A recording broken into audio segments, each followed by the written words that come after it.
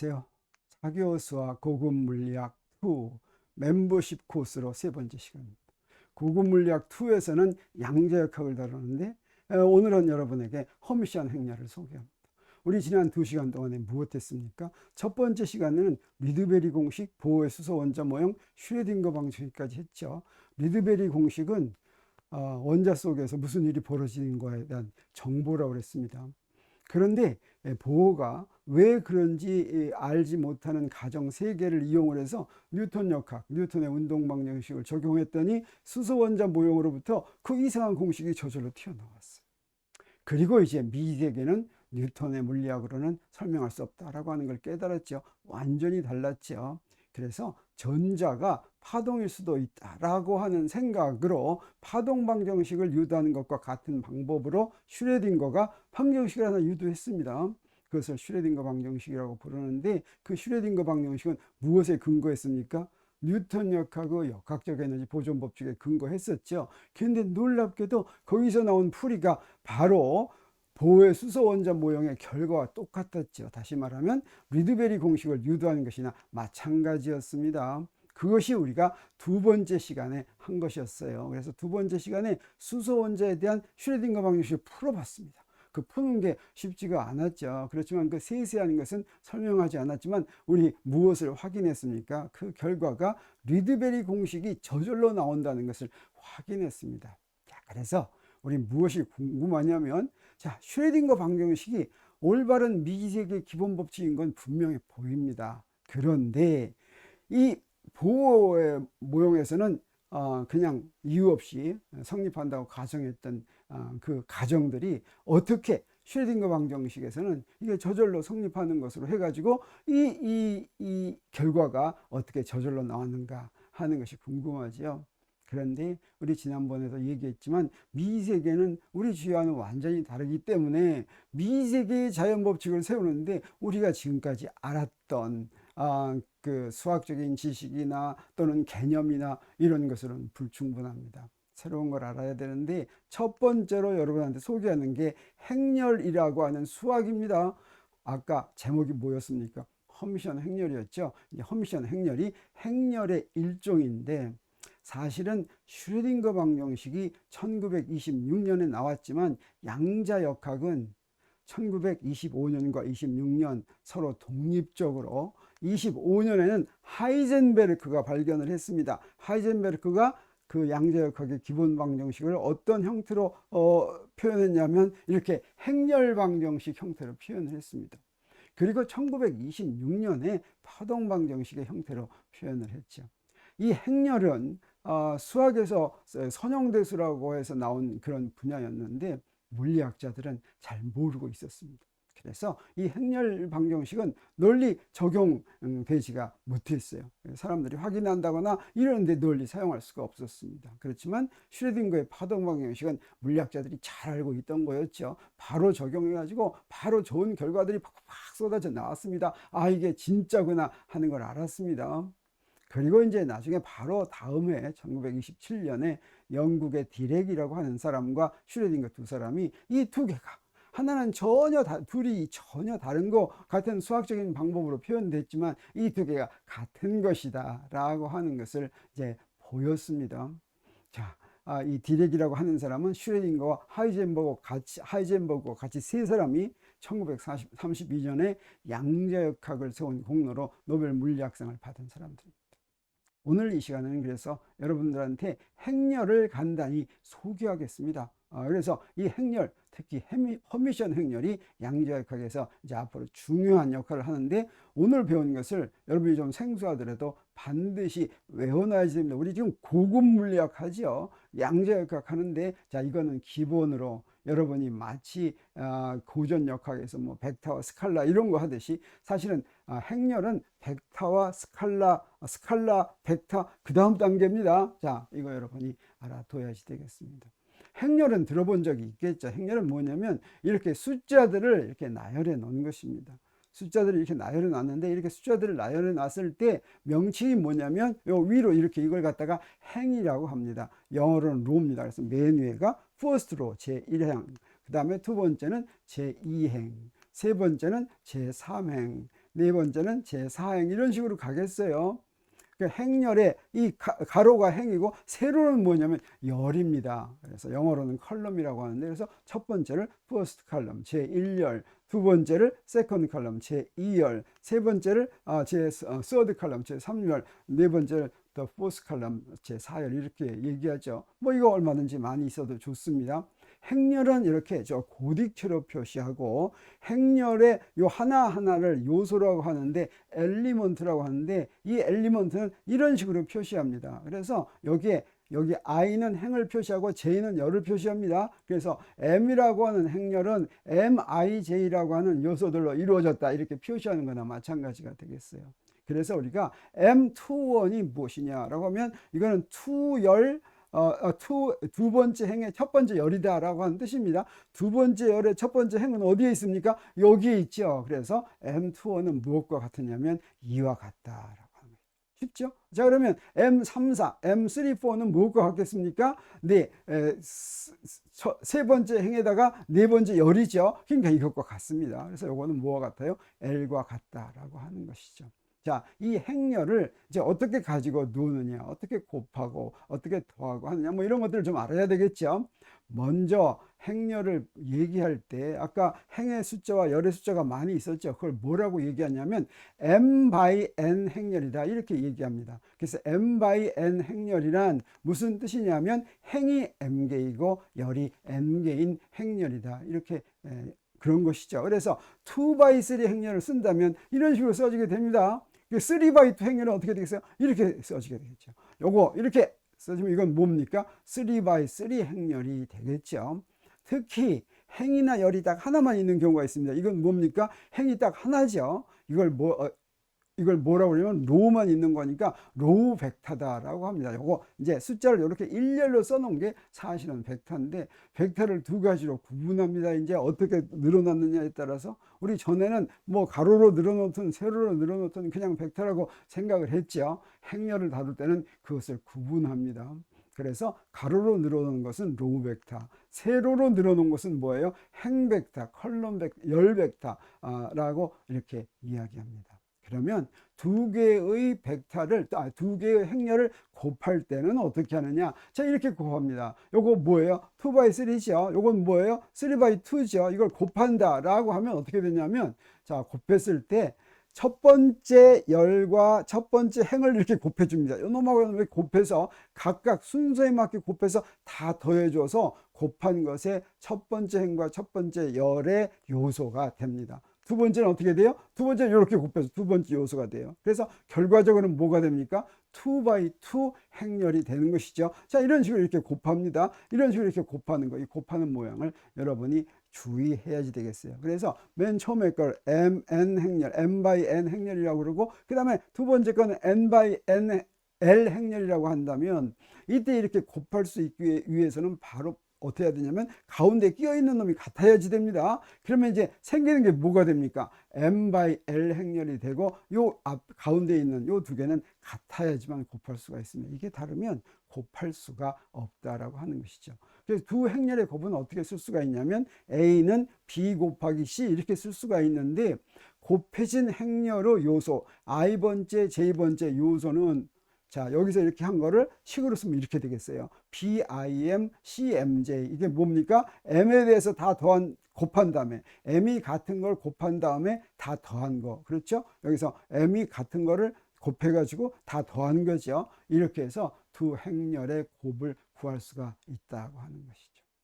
자, 그러면 이제 몇 가지 특징을 갖는 행렬들이 있습니다. 이름이 붙어 있어요. 자, 그런 것들 몇 가지를 알아야 되는데, 첫 번째가 단위 행렬과 역행렬입니다. 단위 행렬이란 뭐냐? 단위 행렬은 이 I자로 표시하고 이거를 아이덴티티 매트릭스다 이렇게 얘기하기도 하는데, 자, 이런 것입니다. 어떤 행렬에 곱해도 변하지 않는 행렬. 자, 단위 행렬을 다른 행렬에다 곱하면 그 행렬이 안 변합니다. 그 곱하는 순서도 어디나 곱해도 상관이 없어요. 그래서 AI거나 IA거나 이 I를 곱하면 A가 그대로 있는 것입니다.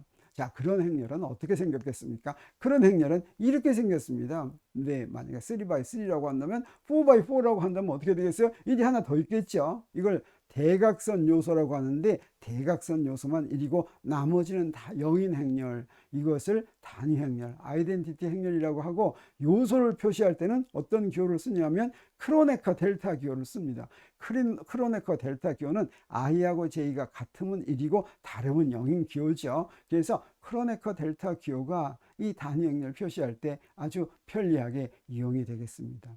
그 다음에 역행렬이 있습니다. 인버스 행렬. 역행렬은 위에다가 이렇게 마이너스 2를 쓰는데 이게 바로 역수 표시할 때 쓰는 것이죠. 행렬을 표시할 때도 이 역수 표시하는 기호를 이용해서 역행렬을 표현합니다. 이건 뭐냐? 역수란 무엇입니까? 어떤 수에다가 역수를 곱하면 1이 되죠. 마찬가지로 행렬에도 어떤 행렬에다가 그 행렬을 역행렬을 곱하면 단위 행렬이 되는 행렬, 이것을 역행렬이다, 이렇게 이야기합니다. 그리고 이제 자, 우리 단위 행렬과 역행렬을 알았습니다. 그리고 이제 다른 종류의 행렬도 우리 정의하는데, 그거 하기 전에 행렬을 가지고 노는 방법 하나 정해야 되겠습니다. 그게 바로 뭐냐면 트랜스포즈와 어드 조인트인데, 이거는 번역한 말도 있지만 그냥 영어로 많이 쓰니까 그대로 외워두는 게 좋아요. 트랜스포즈와 어드 조인트.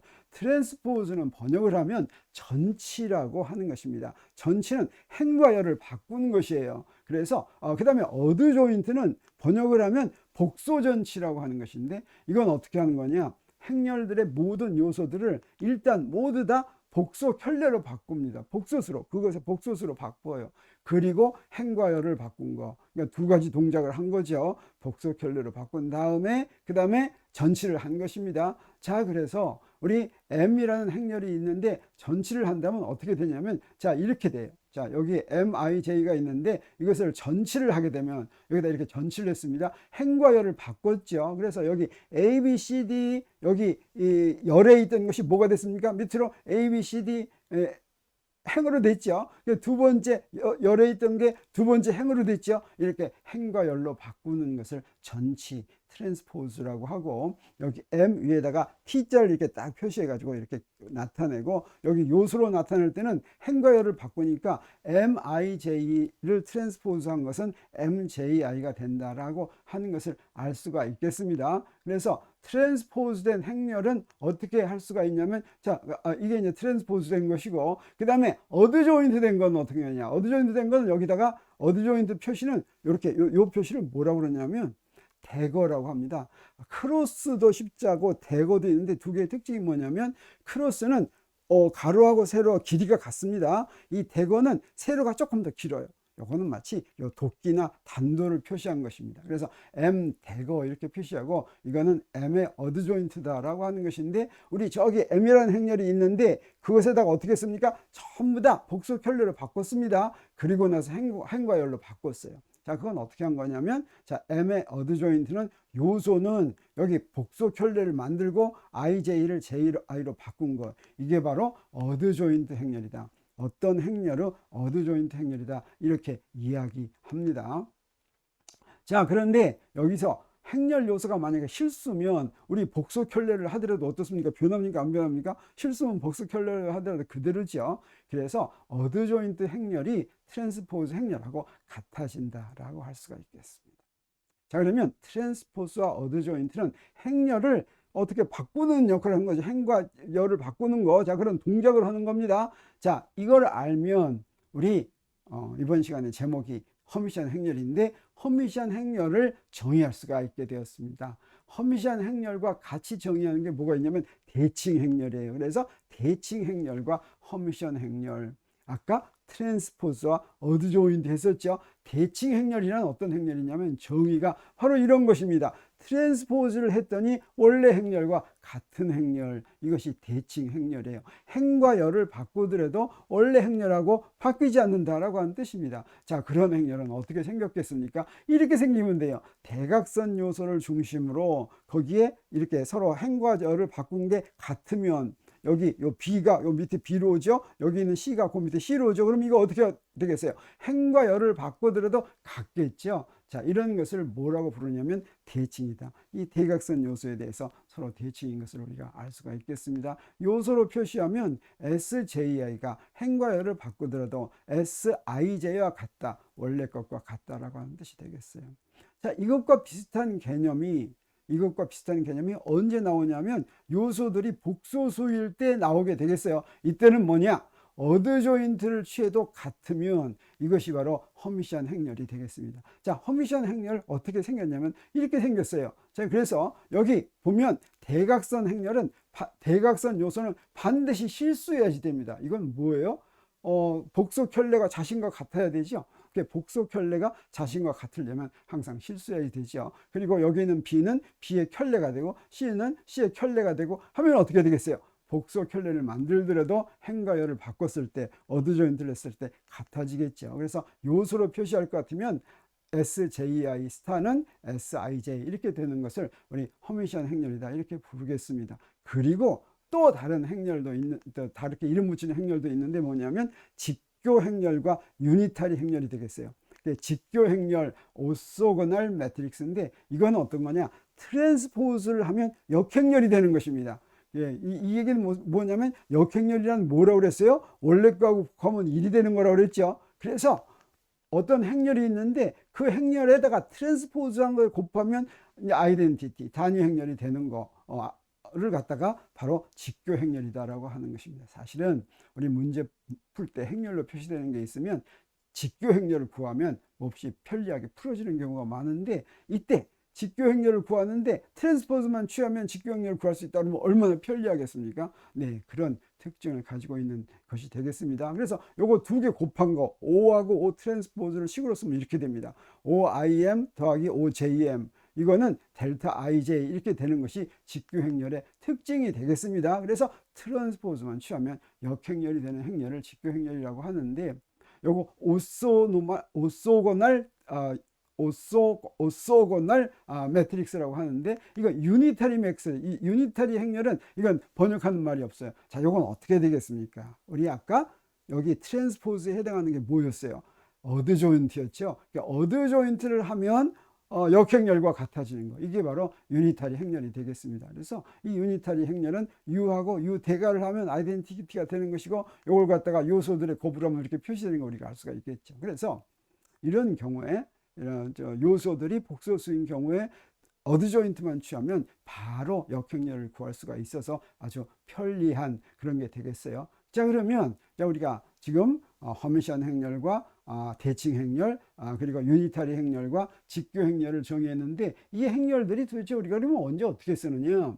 사실은 물리에서 자주 이용이 되는데 대칭 행렬과 허미션 행렬은 이건 어떤 데 사용이 되냐면 물리량을 대표할 때 씁니다. 대칭 행렬은 우리 고전 물리에서는 우리가 직접 관찰하는 물리량들이 식에 나오기 때문에 전부 다 실수해야지 됩니다.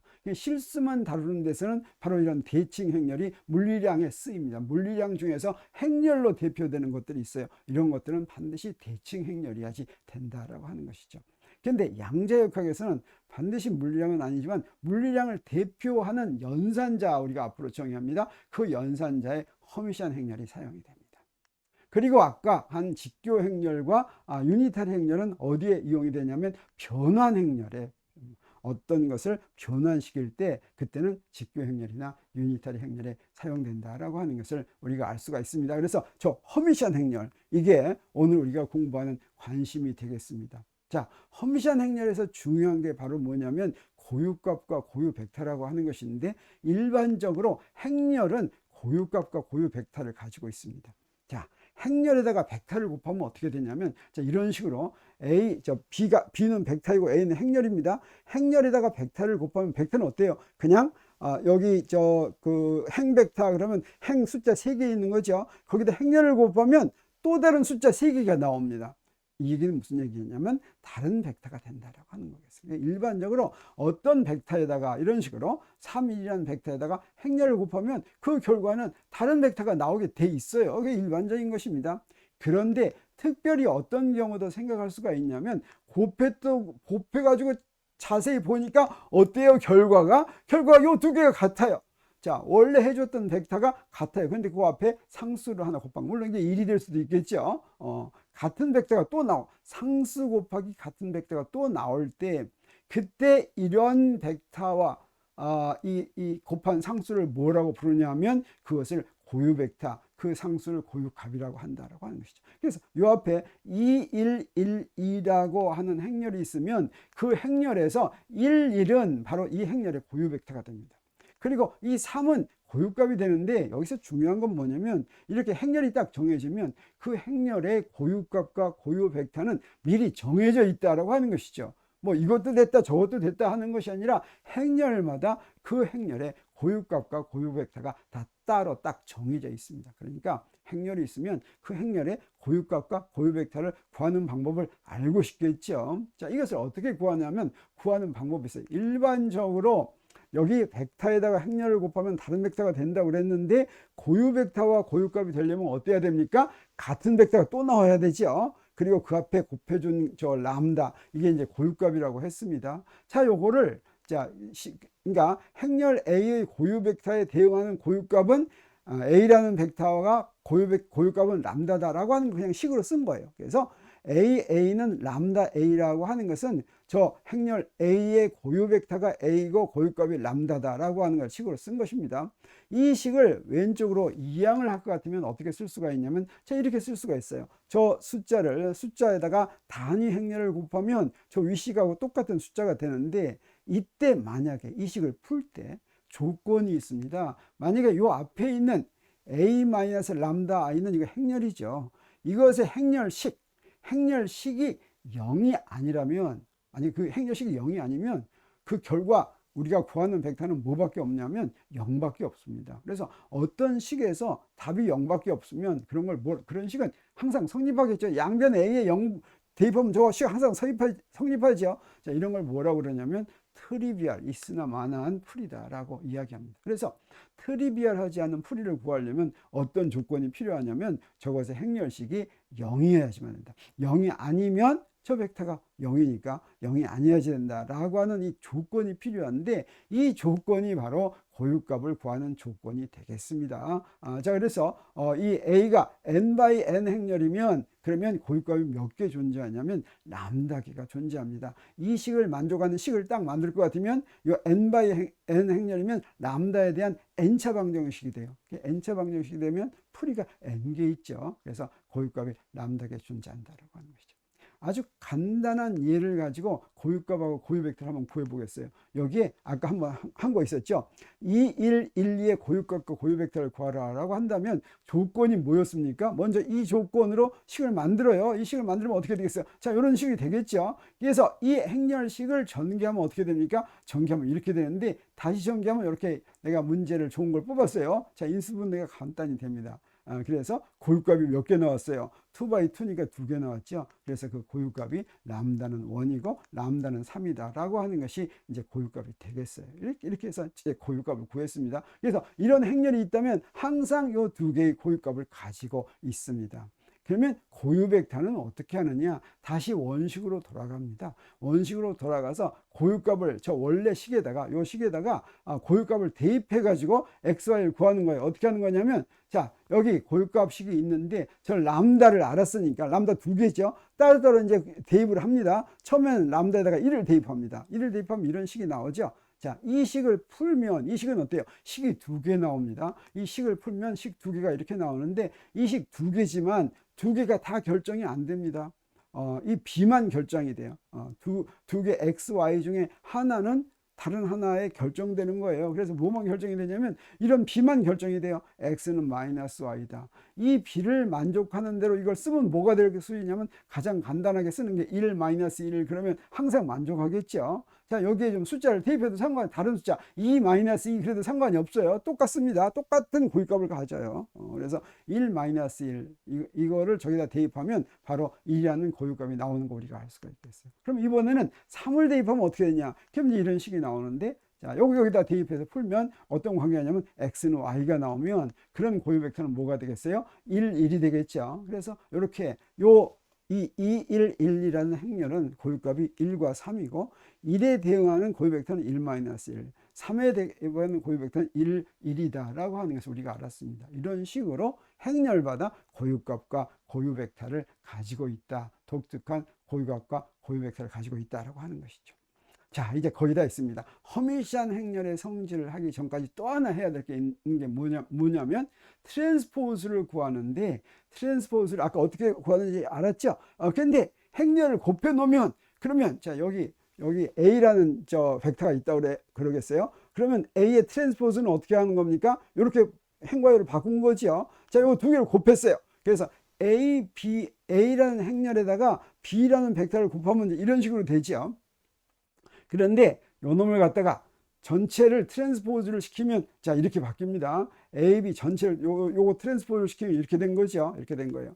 자, 그런데 우리 B의 트랜스포즈하고 A의 트랜스포즈를 곱해 보세요. 자, 그러면 이것과 똑같은 결과가 나옵니다. 이건 무슨 얘기냐면 A 곱하기 B의 트랜스포즈를 구하지만 순서를 바꿔서 트랜스포즈를 구해야지 된다라고 하는 뜻이 되겠는데, 자, 이런 식의 트랜스포즈에만 성립하는 게 아니라 어드 조인트에도 성립합니다. 그래서 여기서는 이렇게 간단한 것만 증명했지만 우리가 쉽게 외워야지 될 게 하나 있습니다. 곱과 어드 조인트 취할 때, 곱의 트랜스포와 어드 조인트 취할 때 A와 B의 트랜스포즈는 순서를 바꿔서 B의 트랜스포즈, A의 트랜스포즈. 어드 조인트도 마찬가지로 A와 B의 어드 조인트는 순서를 바꿔서 B의 어드 조인트, A의 어드 조인트 이런 식으로 구해야지 됩니다. 자, 그러면 여기에 요거 어떻게 되겠어요?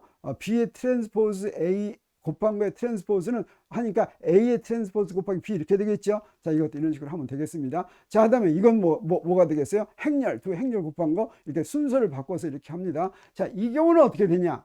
이 경우는 뭐냐면 A 트랜스포즈에다가 B를 A라는 벡터의 트랜스포즈에다가 B를 곱하면 그거는 숫자 하나가 나옵니다.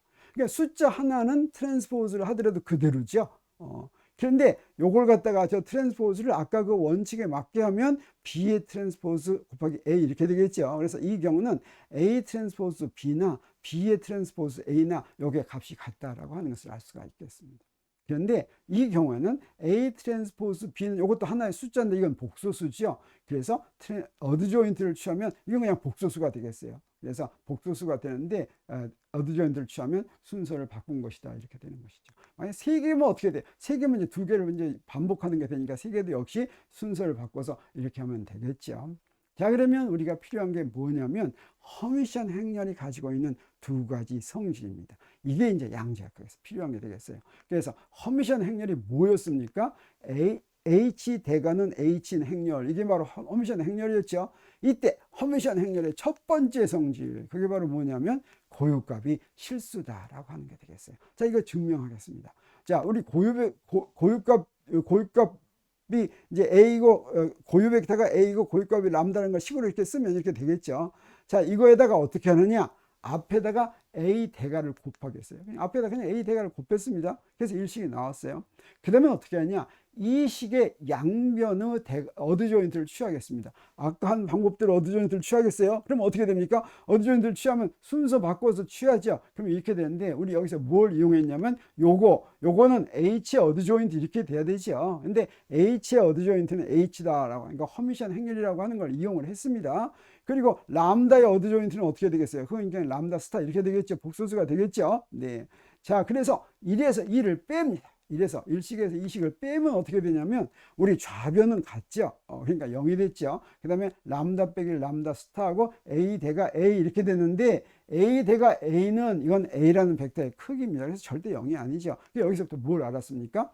A하고 람다하고 람다의 복소수가 같다라고 하는 거죠. 그래서 어떤 수가 있으면 그것의 복소수와 같으면 그건 어떻게 됩니까? 항상 실수해야지 되죠. 네, 그래서 첫 번째 성질 허미션 행렬의 고유값은 반드시 실수해야지 된다라고 하는 걸 쉽게 보였죠.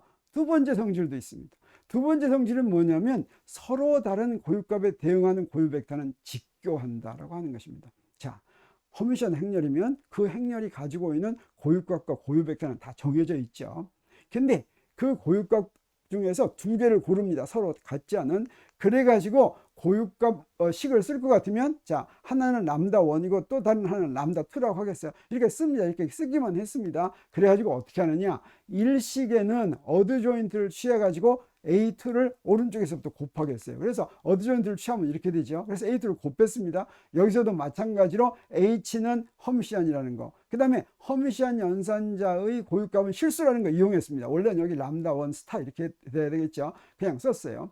그 다음에 이 식에다는 어떻게 하느냐. 이 식에다는 그냥 A1 대가를 곱했습니다. A1 곱해요. 그럼 어떻게 돼요? 30과 4식이 좌변은 같죠. 그래서 30과 4식을 뺄 것 같으면 어떻게 돼요? 자, 이런 식이 나오죠.